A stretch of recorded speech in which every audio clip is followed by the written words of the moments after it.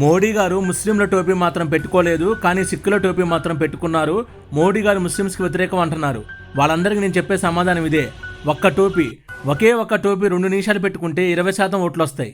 కానీ మోడీ గారు నిర్మోహమాటంగా టోపీ పెట్టుకోనని తేల్చి చెప్పారు.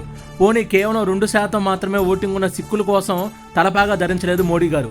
సనాతన ధర్మంలో భాగంగా మోడీ గారు తలపాగా ధరించారు. హిందువులు, సిక్కులు, బౌద్ధులు, జైనులు అందరూ సనాతన ధర్మంలో భాగమే. కాంగ్రెస్ నాయకుల్లాగా ముస్లిం ఓట్ల కోసం ఓటకు ఒక వేషం వేయరు మోడీ గారు. ఓట్ల కోసం తను నమ్మిన ధర్మాన్ని వదులుకోరు మోడీ గారు. ప్రాణం పోయినా సరే, అధికారం రాకపోయినా సరే తను నమ్ముకున్న మతాన్ని అవమానించరు మోడీ గారు. పోనీ ఏ ముస్లిం నాయకుడైనా కాషాయం బట్టలు వేసుకున్నారా, బొట్టు పెట్టుకున్నారా? లేదు కదా. మరి అలాంటిది మోడీ గారు టోపీ పెట్టుకోకపోతే తప్పేంటి? అసలు బీజేపీ ముస్లింస్కి వ్యతిరేకం అంటున్నారు.